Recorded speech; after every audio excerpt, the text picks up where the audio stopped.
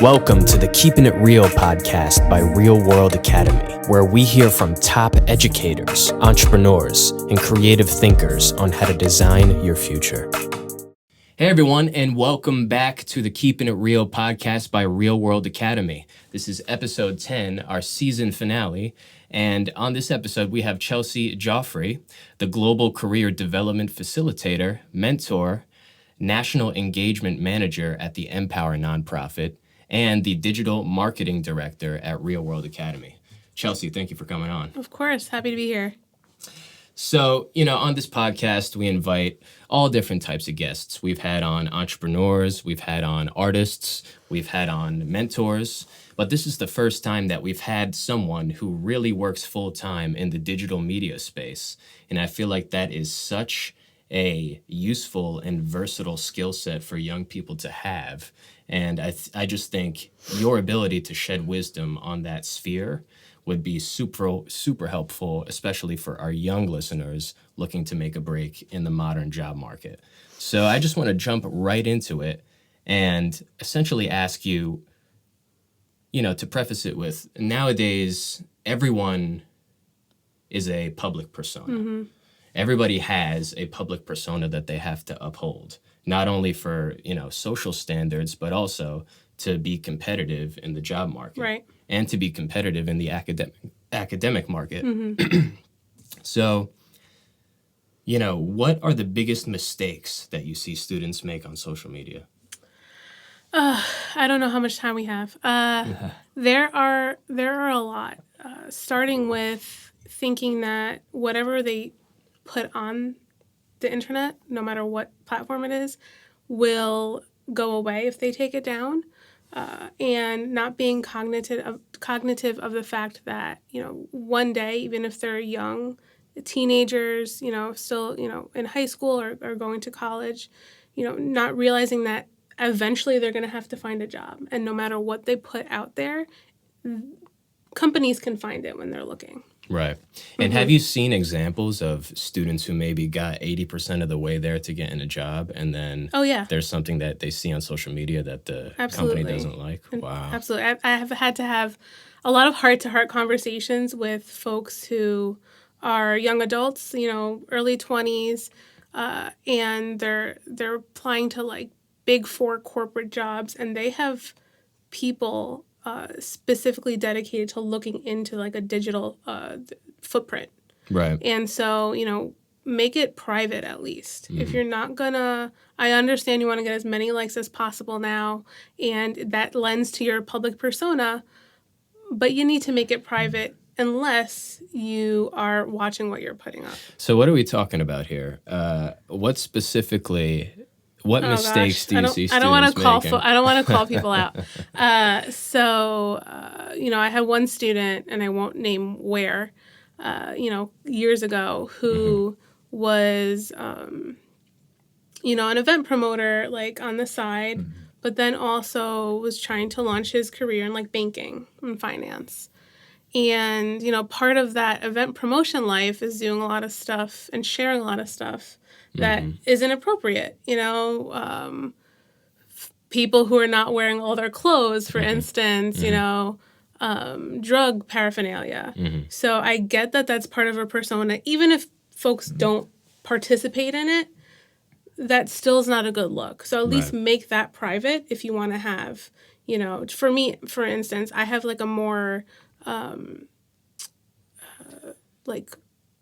personal Instagram account, and then I have a public Instagram account where I, share more inspirational, work, career advice and stuff like that. So I think that just to be a little bit more strategic about how you're posting, and honestly, when you're in high school, that's not something that you think about necessarily. So I think should start, there should be more of a focus on teaching that or elaborating further on that.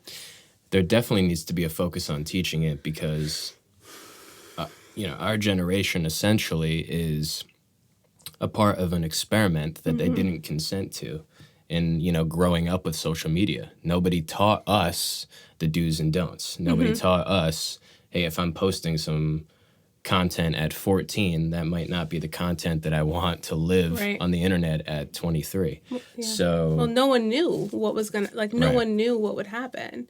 The internet really hasn't been regulated since its creation in the 90s. right. And so I grew up with AIM. I grew up where you had to plug in like the modem. There was no DSL, when I was like 14. Yeah, So we had to chat on AIM. Like we either had to get a second line, or we're busying up the phone line, for our family. And so internet at that time was still limited. Yeah, but now, it's completely unlimited. And yeah. in some ways, it works to your advantage because you're able to build a network online. But in other ways, it works to your disadvantage because if you're not kind of, maybe policing is too strong of a word, but if you're not regulating your own Yourself. behavior, then people might get a false impression of you. And one of the point I wanted to make was, it's not necessarily bad to post provocative content as long as you know your audience. Yes. As long as you know what your audience is. One example would be if you are, a club promoter, then it makes sense for you to be posting, about bottles and, stuff like that. All that stuff. But if you are looking for a job in a space that perhaps doesn't value that aesthetic, you just got to be honest with yourself. It's not a judgment on whatever lifestyle you decide to leave. It's just a strategy. Exactly. To get what you and that's want. the caveat, really. You can do whatever you want online. This is, you have the freedom to do that. Unless you're underage, barring any parental discretion or anything like that. Right. If you are over the age of 18 and you want to post whatever you want to post, feel free to do that. Yeah. Right. Just know that it might, come back to haunt you when you are trying to look for a job or trying to get into college. At least keep that private and just hope that you have close friends who aren't going to screenshot anything and eventually get out. I feel like we have a whole generation of folks who can't even run for president because of that, you know? Exactly.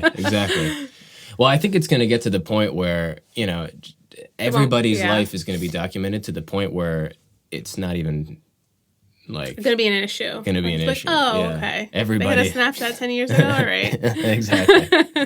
Exactly. So, along those lines, obviously there are a lot of tripwires that students have the potential to run into here. Do you have any secrets of the trade that you would recommend to young people in general to, behave appropriately and maximize productivity on social media? Sure.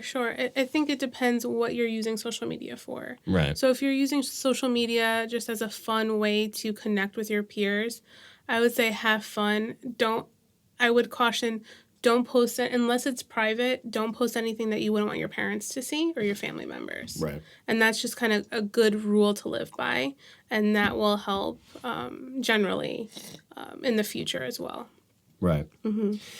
Yeah, and I think, too, this is so complicated because at the same time, you want to come across as genuine on social media. You don't want to be this kind of false facade of what you are, especially, since I work in the arts. The more vulnerable you are, the more successful you are. The more closed off and professional you are, the more dry and boring you seem. Yeah, absolutely. So it's a fine line. It definitely depends on, like I said, what you are, what you're looking to do with social media. What you are going to work on, or, if you're working on a project, or you're looking, to build your college career or your actual career, your professional career. Everyone can use social media to their benefit. Right. So if you are someone who is looking to perhaps do something entrepreneurial on social media, what would you recommend in terms of content creation, consistency? Is there such thing as too much content? Yeah. Okay. Oh, yeah.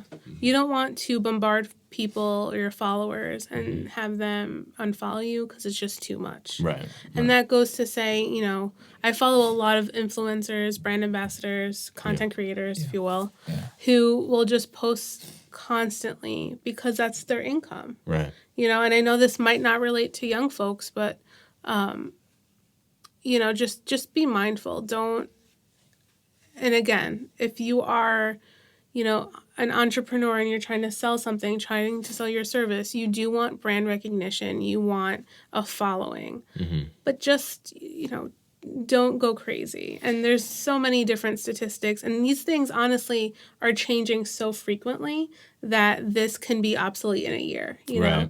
And so I think it's just be mindful of the market trends, do your research, and then use, a lot of, especially if you're starting out, no matter what you're doing, use a lot of free resources. Yeah. And I know that from like nonprofit experience, we're trying to pinch pennies as much as we can and make the most out of, really very little. And so that's why social media in the beginning has been so popular, because it was a platform. It was a platform for everything, for you to sell your services, for social justice. Yes. To bring awareness to yourself or like a specific brand. Now it's become a little bit more difficult because of different financial incentives that or algorithms that the platforms want you to pay to play, essentially. So to find organic followers is a lot more difficult, and that's why we do have all these these content creators doing paid advertisements and different things like that. I will say for young people starting out, do as much as you can, do your research with as little, the free tools like Canva, to design graphics. And then, So let's get into that. algorithms. What are the top 3 free optimization tools that you would recommend? I love Canva. I wish that was a paid advertisement. I absolutely love them. That platform.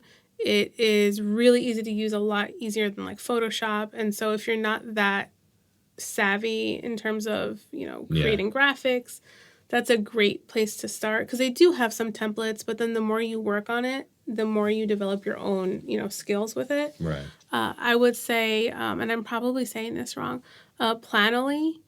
So I would say it. Okay. Yeah. It is like a free content planner, so you can schedule your, your social channels for free. But they allow you to schedule 2. So you would have to focus on, the biggest reach. Gotcha. Yeah. Okay. What about yourself being a social media? You're an You have influencer. you have quite a lot of A followers. social media individual.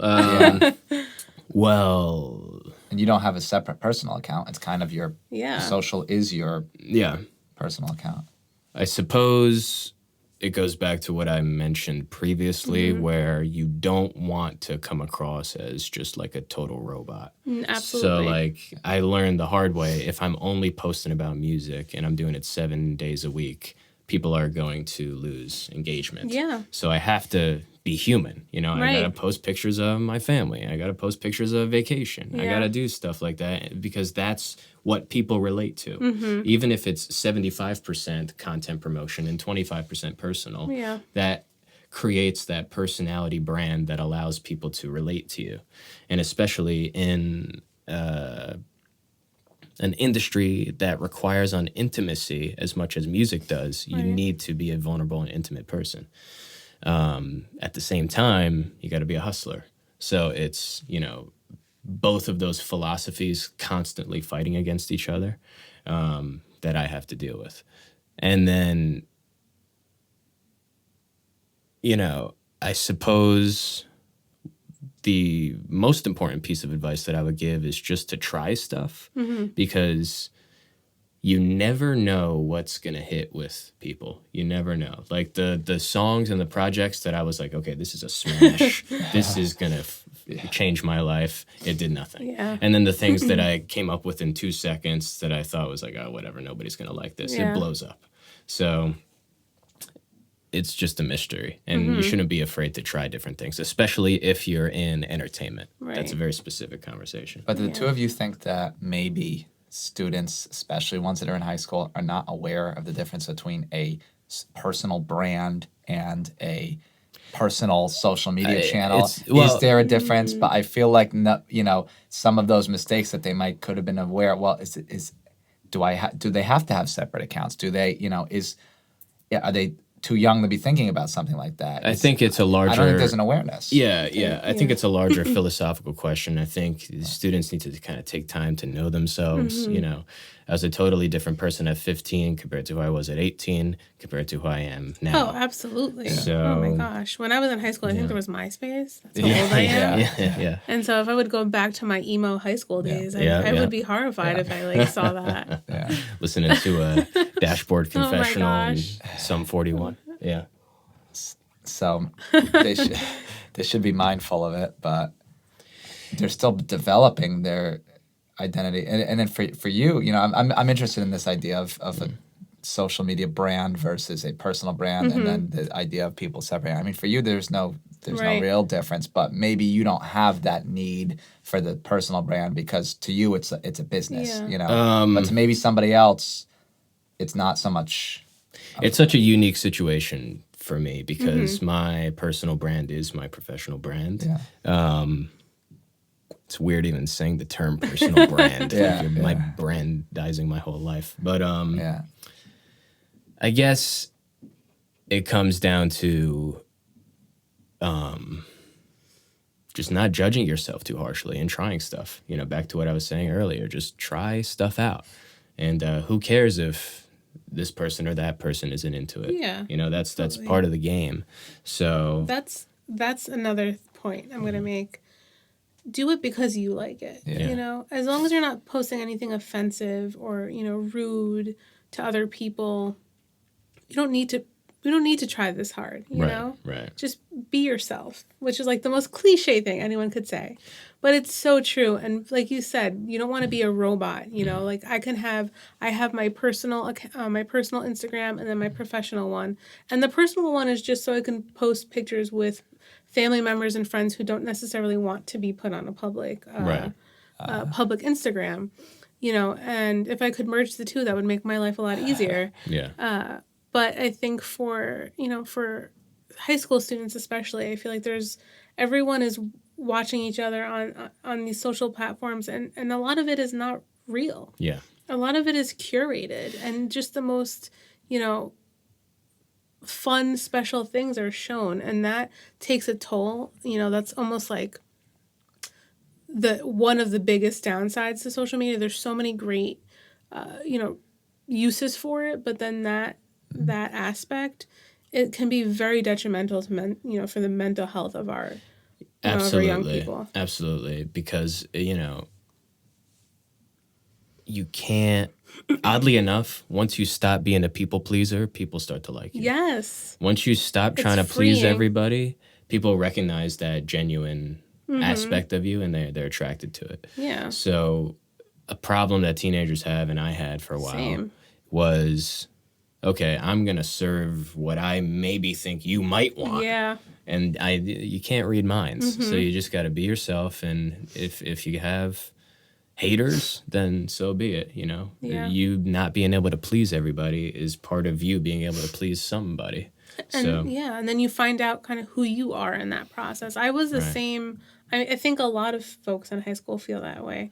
You want a friend group, you want some people that you can connect with, and sometimes you have to try a little harder to make it work. Yeah. Which is not always the best. You want to surround yourself with people who like you for you. Yeah. And, when I was in high school, I had so much anxiety. Up until about, I want to say 17 years old, I was a very anxious person. And school, different things. I was a hypochondriac as well. We won't get into that.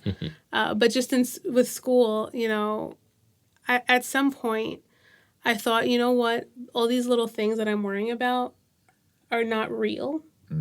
And I need to get past this, and I need to focus on stuff that I can actually work on and that can actually change. Because I don't know, for people who suffer from like anxiety, have anxiety, like I tried to think of every possible scenario to something that could go wrong. Yeah. So were those problems amplified by the social media, or did? Well, thankfully, when I was in high school, Facebook came out when I was like a senior in Yeah. high school. And then by then I just, I think it was the same for me. Yeah. So I tried to focus, and the reason I do so much work in nonprofit is because I focused on not myself. Because my little problems, my anxiety, while valid, everyone's issues are valid, I didn't want to make it about me. Yeah. I thought, you know what, I need to channel this work into the greater good of helping other people, however that looks. I started out in different ways, wanting to be a lawyer and wanting to help people that way. But, then it kind of morphed into that career journey that I had into nonprofit. Right. I think this is so important for people to hear because this is a great way to deal with anxiety, right? Putting other people before yourself.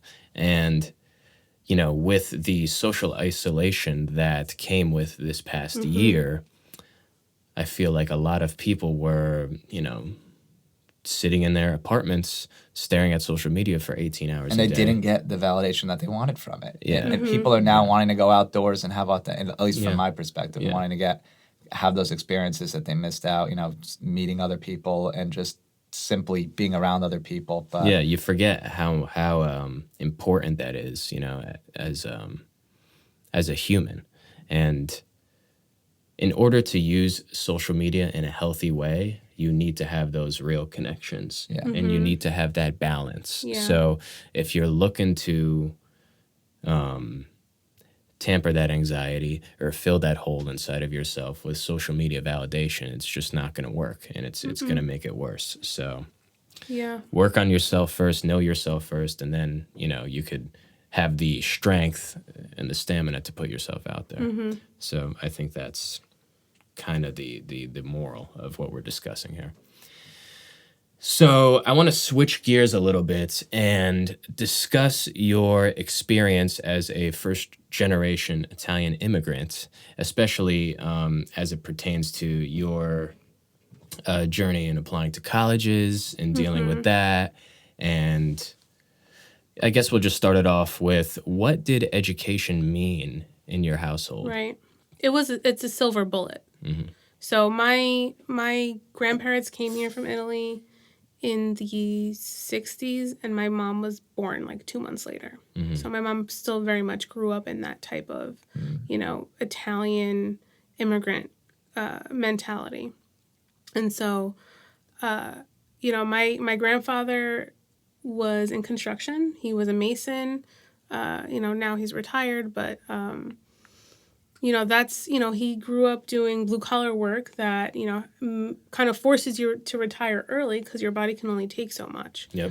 And so education was the way to kind of get a job that, would enable you to have different options. And so, although my grandfather was very talented in what he did, he only could do that. And so if something happened to him where he hurt his back or he hurt himself, that was it. Yeah. There was no backup plan there for him. He went to school, I think, until 5th grade in Italy. And back then they made you join the army for a year, I believe. And then, then he was able to come here. I don't remember exactly, but, very young in his 20s. And then, with my grandmother, who was a stay-at-home mom, like a homemaker. And so she went to school, I think, until like the 3rd grade. And so my aunts, my mom, my aunt, my uncle, my mom, they didn't have, education wasn't really pushed on them too much. My mom went to school to beauty school, so she was still doing very much like blue collar work on your feet, and then also a homemaker. And my aunt was in real estate and my uncle was in construction because that's like the trajectory, that generational, Of course, yeah. work that you kind of do and was expected. And back then, there were still very much gender norms placed on women. Yeah. In the 70s, my mom graduated. I don't want to date her, put it out there, but she graduated in the early 80s, I believe, high school, and then you get married and then you have kids, right? And so she, my dad came here. I don't know exactly when. right before my parents got married in the early 80s. So he went to school in Italy, but he never quite finished college. So then he came here and he did construction. And so that's the same type of, again, that generational profession that everyone kind of went to, especially Italians, where all the communities came together. My great aunt came here when she was, in her 20s, and she was able to bring my grandmother here and my grandfather. And then my mom was born here, and then she was able to bring my dad. And so, they all, I know that was a tangent, but that's just to put it into perspective. No one, I was the first person in my family to go to college. My immediate family. Yeah. Did you feel a push towards getting a college education? And if so, was it from the grandparents' generation? Was it from your parents? Was it not? Was it you yourself? It was definitely my mom. It was your mom. Sure. Okay. My grandfather wanted me to be a lawyer. My grandmother sadly passed away when I was only 13. But my grandfather wanted me to be a lawyer because, that's what you do. I think when you're pursuing an education, you pursue it for a specific profession and not, to be well-rounded and to learn things. And, it's just for you're either a doctor or a lawyer. That's it. That's what it is. Doctor, lawyer, engineer. A lot of grandparents. We're Italian 100%. Also. A lot of our grandparents are like that. One of these, one of those three things. Oh, obviously a couple more. And then I still get well, what do you do? What is it exactly? Yeah. So my mom too is seeing that, she didn't have a college degree. She, after my parents got divorced, had to help support, my sister and, myself. So she definitely pushed education, right? For sure. And so I always knew that I was going to go to college. I didn't know, exactly for what. I always thought I would be a lawyer. But everything was new for me and my mom.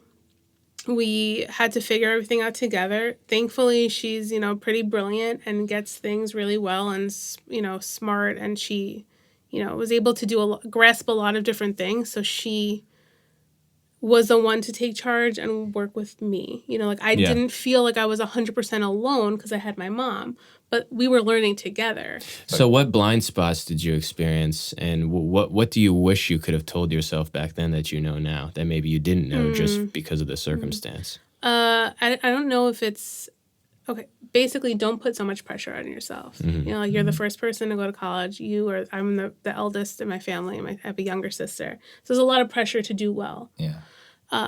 And so that can be paralyzing sometimes, Do you have coping mechanisms now that you didn't know then? Oh my gosh, off the top of my head.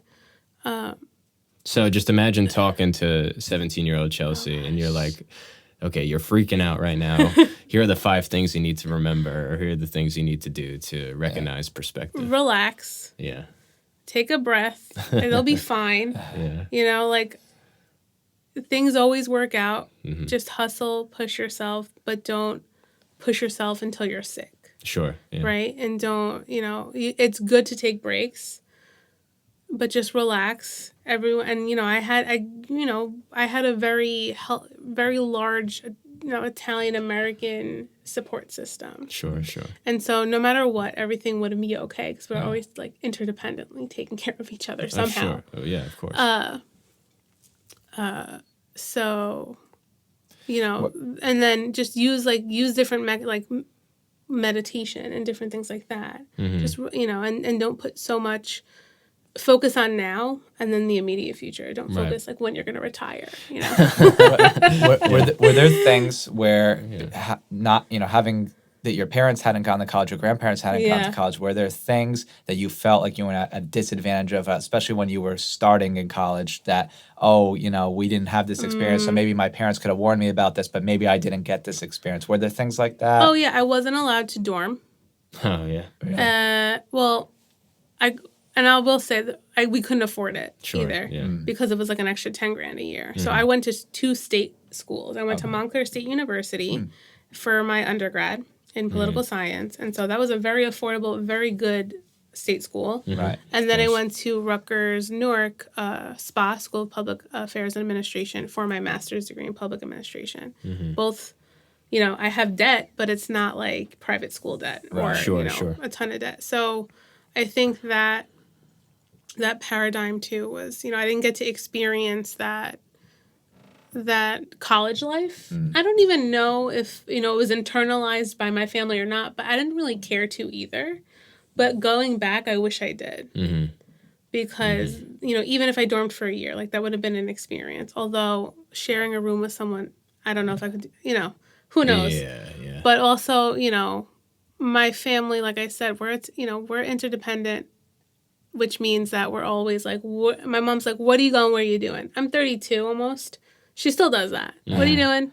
Where are you going? Yeah. I'm like, Ma, relax. Take it easy. Yeah. So that kind of translated into the college life too. So I didn't get to like go and party. Even if I wanted to, that wouldn't have been a thing. I kind of had a similar experience in some ways where I never dormed either. I was in an apartment from freshman year through, still the place I But you were in a unique situation. I was in a unique situation, but everybody dormed at least the first 2 years. Yeah, so I wasn't, other people were getting, cheeseburgers at the cafeteria, and I was getting groceries. Like I was doing all that stuff at 18. Well, so I wonder, maybe we should do some research on this. What are first generation college students more likely to be commuters? I think the answer is yes. My parents also were first generation college students, both commuters. Yeah. And you're second, and you're a unique situation, but I feel like the second generation college students are probably more likely to dorm. Yeah. Totally. I see that with some of my cousins whose parents have gone. Well,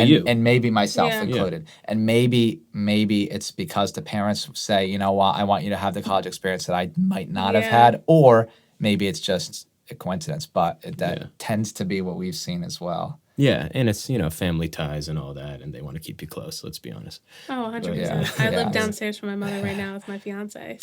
So. That's the way. And then when we get married and have kids, she'll be downstairs taking care of my kids. Yeah, exactly. Yeah. No, that's awesome.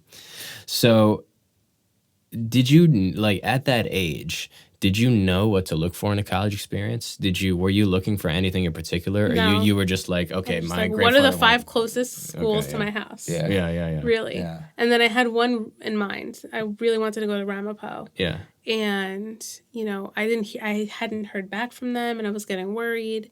And so my mom, that was we did an early apply. And then my mom's like, you should apply to other schools and then, just weigh your options.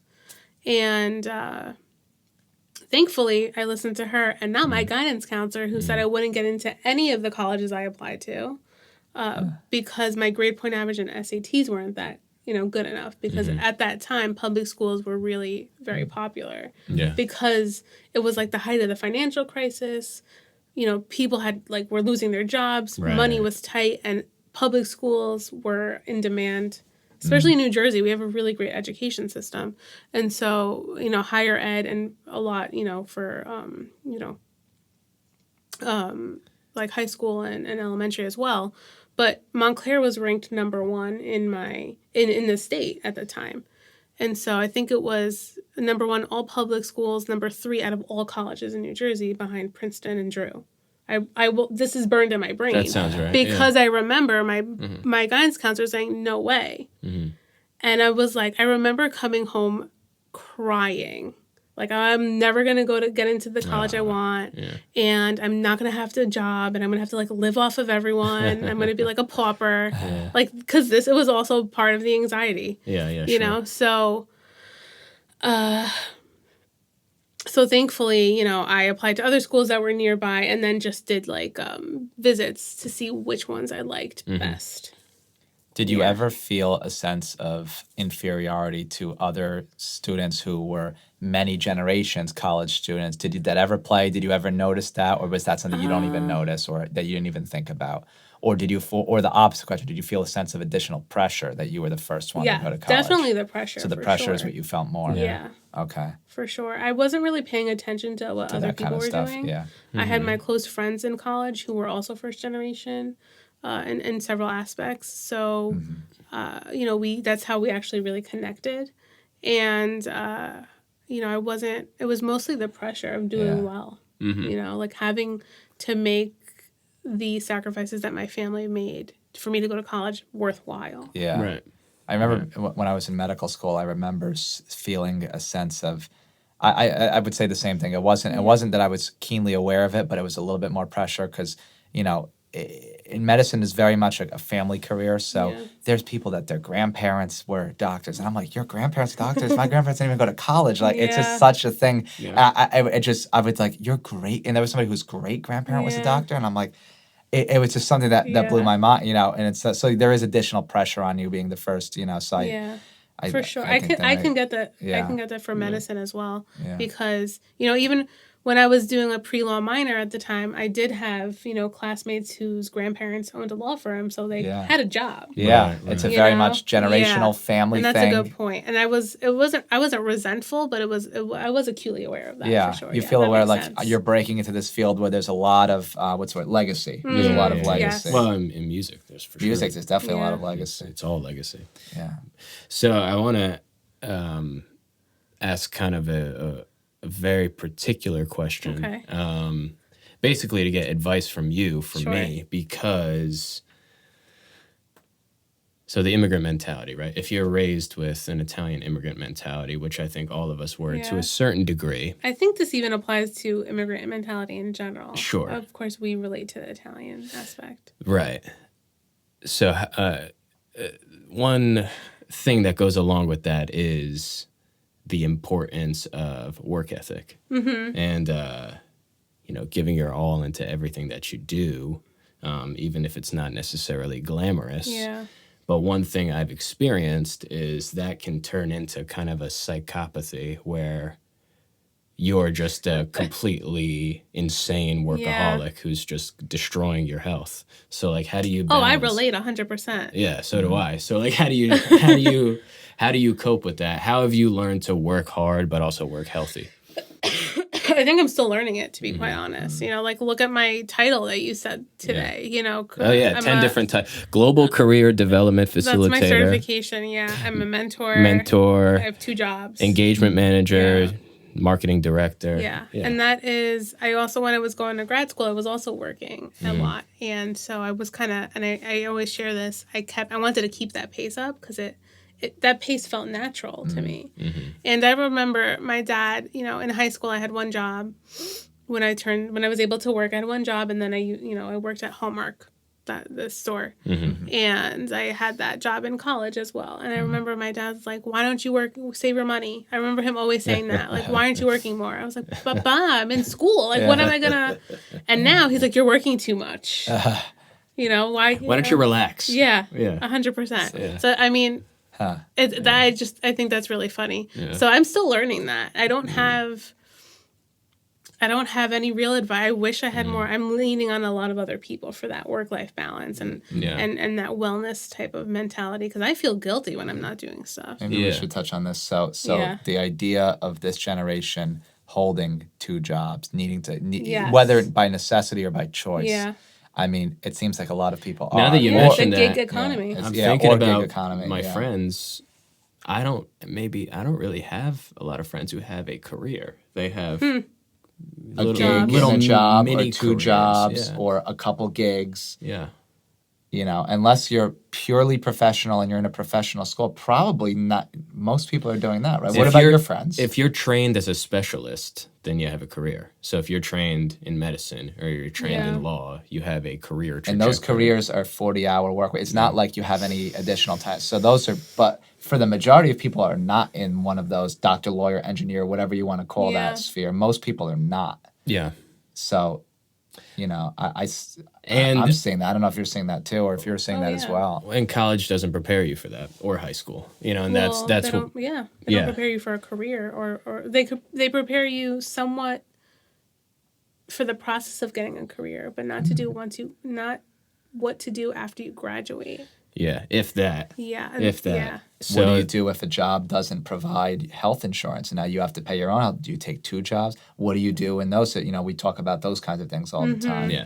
So shameless plug, this is the content you're getting with Real World Academy. The students do confront these kind of existential, practical issues that you need to address before you enter the job market. Nobody's talking about this in college. Nobody's talking about, okay, we can craft a very specific plan for you where maybe you have 2 jobs for, from age 23 to 28, and then you accumulate this experience, and then you move on to the next thing.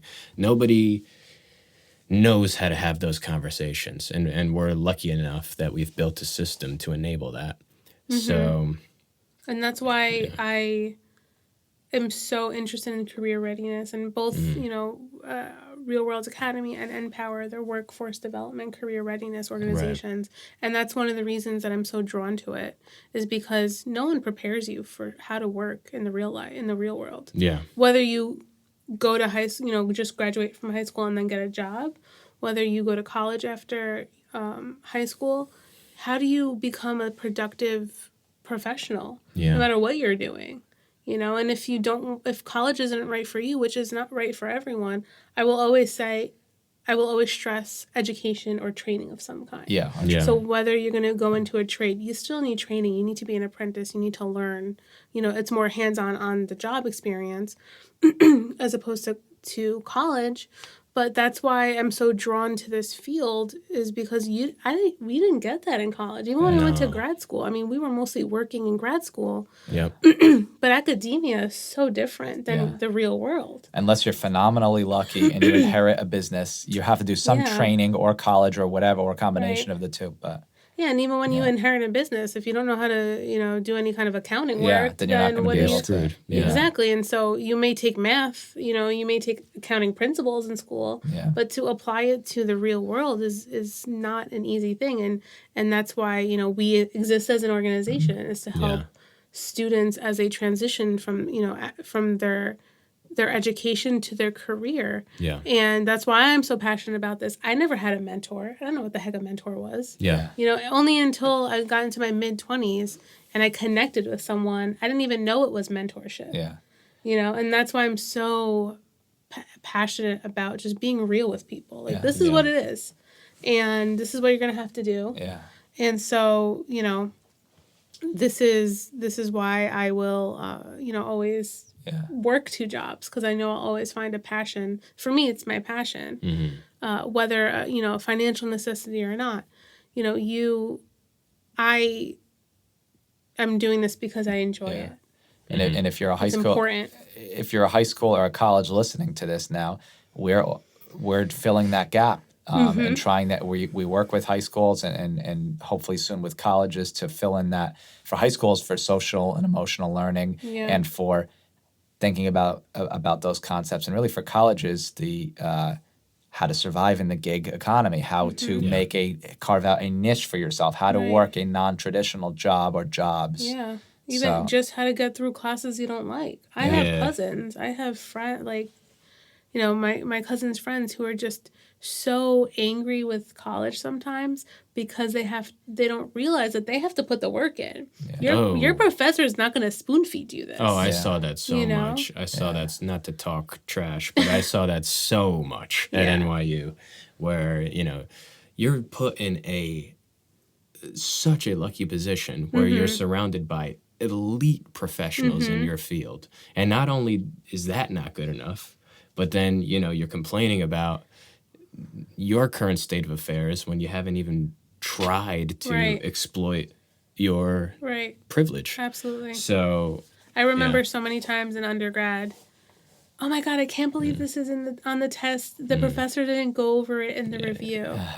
I was like, what? Yeah. No, we were lucky we had a review. Yeah. And I'm sorry. I hate to. But that's where the share. immigrant mentality, I don't want to, make generalizations, but that's where perhaps your immigrant mentality came into play, and where it assisted you, because you didn't have the entitlement That's a good point. prevented a lot of people from taking advantage of their situation. Right. So. But I definitely do wish that I knew a lot more, a lot of ways to use college to my advantage, and I didn't. I used it just to learn. I used it just to get as a piece of paper to get a job. Sure. Yeah. And then I graduated with a political science degree and didn't go to law school. And I was like, well, what am I going to do now? Like, So what do you wish you I did? I wish that I networked a lot more. Yeah. And then I took, even though I commuted, I took time to join more groups. And I was part of groups, but, you know, it was very much like, all right, I got to get home. I got to commute home. You know, like it's starting to rain. I don't want to drive in the rain type of stuff, right? Sure. And befriending my professors and building your network so early on. To touch upon, you know, our social media conversation from before, LinkedIn is a tool that you need to get on right away. Yeah. You know, you might not find a job, but you might find a person who knows someone who has a job offer, right? Yeah. You know, and so this is why we are doing this work. Yeah. So for folks, especially first generation students who may not be aware of these things, you know, they have a mentor at Real World Academy. Yeah. They have workshops. You know, we are doing workshops all the time. We have our freshman institute. You know, we are working in this industry to pay it forward. Yeah. So I think now would be a good time to touch on the webinar that you're conducting Right. shortly, a lot of which has to do with these topics. So why don't you tell us a little bit about that? Sure. It's going to be on June 17th, and y'all can register on Eventbrite. And especially if you are freshmen, like incoming freshmen, transfer students, it is a glimpse into our 4-year freshman institute. And it's a workshop on, you know, what to do after you get accepted to college. You know, there's so much time focused on just getting into college. And then you're like, okay, now what? Yeah. Especially if you're first generation, you don't have, you know, a parent or a sibling to ask questions to and to lean on. Yeah. This is, you know, a great workshop for you to attend because it takes it from like soup to nuts. I think that's the term, right? And this Donald Rumsfeld, I think, said, if you don't know what you don't know, Yes. how are you going to go forward? Yeah. 100%. Yeah. You know, and even if you're not first generation and you are, you have a support system, there's still like different tips and tricks in the workshop that I will be sharing just to have a better, mental state when you're in school. You know, no matter who you are, most students put a lot of pressure on themselves. Yeah. You know, and so we'll be going over that. And, you know, how to give your professors what they want so you do well. Right. You know, and trying to navigate those challenges of, you can't complain because your professor didn't give you the answers to the test during the review or the exact questions, but here's what you can do to get past that, to get over that point. So I want to leave it off with this question then. This will give us a little taste of what's to come with the webinar. But just from knowing you and from working with you, I know that you are a time management assassin. So how do you manage your time? Because you work nights, you work weekends, you're working all the time. Yeah. How do you manage your tasks for all the different things you do? Do you have a recipe for other people in terms of managing multiple jobs, managing multiple responsibilities? Yeah, it takes a little bit of time to become really efficient. Time management is obviously really important, you know, to get all these different things done. Being organized and, you know, blocking your time helps a lot. So Your free time. So all your time. So whether you're working, you know, whether I'm working for NPower during the day, I block my time to work on specific tasks. And that is so much more efficient. And same with Real World Academy. I block my time at night, in the evening, and on the weekend on when I'm actually going to do this work. And then I do block, you know, a little bit of volunteer work and free time as well. It helps that my fiance is also a workaholic, so he's always working. And so we kind of work together, but also, separately. I definitely find that if it's on the calendar, Yes. it forces me to do it. If it's not on the calendar, I probably won't get to it. But what do you say when, you know, you just finished a 5-hour shift, 6-hour shift, and, you know, you're sitting at your desk, you got maybe 3 other tasks to do for the night, and there's the little voice that says, leave it till tomorrow. Leave it till next week. How do you inspire yourself to work? Okay, and I'm going to be really honest here. Yeah. Sometimes you don't. Yeah. Sometimes your body just needs to shut down. You need to go to sleep at 9 o'clock at night. Yeah. At least one time a week and just relax, right? Mm-hmm. Other times, I know that procrastinating always makes everything harder and worse. Mm-hmm. And I've done it. Of course, everyone procrastinates. Mm-hmm. Whether it's because you don't want to deal with something or you just don't have time and you're trying to prioritize something else. Depending on what it is, procrastination always makes it harder. And I feel very blessed that I can work in, the field that I work in. And so I'm intrinsically motivated to just go for it because Right. I know that eventually, even if it's not right now, the work that I'm doing will get to someone. It'll be a breakthrough for someone. Right. Whether I'm coaching someone to prepare for an interview or I'm running a mentorship program or posting online. So all you wonderful listeners, will sign up for the different, programs and activities we're doing. And the webinar on June 17th. 100%. Yeah. Shameless plug there. It's free. You should all attend. That would honestly be something that I would tell myself in college. I would be like, nah, I'm good. I know everything. I got it. Right. And then I would look back and try to smack my Half hand. a decade Yeah. of your life could be changed by Yeah, we're going to 100%, drop please. some knowing wisdom. some of Yeah. this. Yeah. Some serious wisdom. And it'll be real, real talk, exactly like this is. Well, thank you, Chelsea. Thank you for coming on. Thank you for Absolutely. all This the was work fun. that you do. Super inspiring for us, for the listeners, and we hope to have you back. So, Of course. and thank you for listening to the Keeping It Real podcast, and we'll see you next season. Thank you. Thank you for listening to the Keeping It Real podcast by Real World Academy. If you're a student looking for a mentor or a parent looking to help your kid design a happy life and a successful career, visit our website at realworldacademy.org and subscribe to us on YouTube, Facebook, Instagram, and wherever you listen to podcasts to hear more exclusive content on how to design your future.